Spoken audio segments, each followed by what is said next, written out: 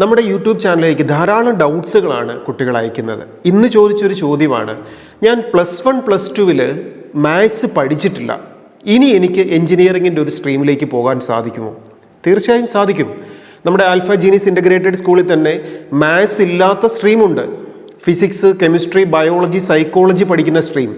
അങ്ങനെ പഠിക്കുന്ന വിദ്യാർത്ഥികളെ സംബന്ധിച്ചിടത്തോളം ഇനി മാത്സിലേക്ക് പോകാൻ അല്ലെങ്കിൽ എഞ്ചിനീയറിംഗ് സ്ട്രീമിലേക്ക് പോകാനുള്ള ഒരു ഓപ്ഷൻ എന്ന് പറയുന്നത് +2 കംപ്ലീറ്റ് ചെയ്തതിന് ശേഷം അല്ലെങ്കിൽ +2 പഠിക്കുന്ന സമയത്ത് NIOS രജിസ്റ്റർ ചെയ്ത് നമുക്ക് മാത്സ് മാത്രമായിട്ട് എഴുതിയെടുക്കാം.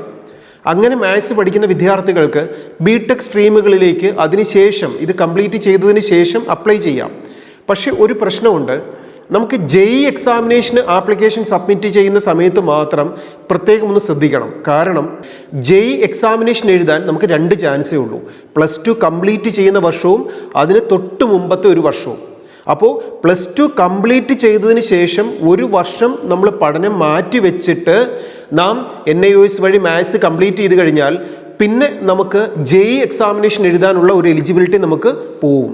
അതിന് പകരം നോർമൽ ബിടെക് കോഴ്സുകളിലേക്ക് പോകാനാണ് ആഗ്രഹിക്കുന്നതെങ്കിൽ ഫിസിക്സ്, കെമിസ്ട്രി, ബയോളജി, സൈക്കോളജിയോ അല്ലെങ്കിൽ മാത്സ് ഇല്ലാതെ +2 പഠിച്ച വിദ്യാർത്ഥികൾക്ക് പിന്നീട് മാത്സ് എഴുതിയെടുത്തതിന് ശേഷം നമുക്ക് ബിടെക്കിൻ്റെ വിവിധ പ്രോഗ്രാമുകളിലേക്ക് വിവിധ കീം വഴിയോ അല്ലെങ്കിൽ കുസാറ്റ് വഴിയോ മറ്റുള്ള യൂണിവേഴ്സിറ്റികൾ വഴിയുള്ള സാധ്യതകളിലേക്കൊക്കെ പോകാനുള്ള അവസരം വിദ്യാർത്ഥികൾ ലഭിക്കും.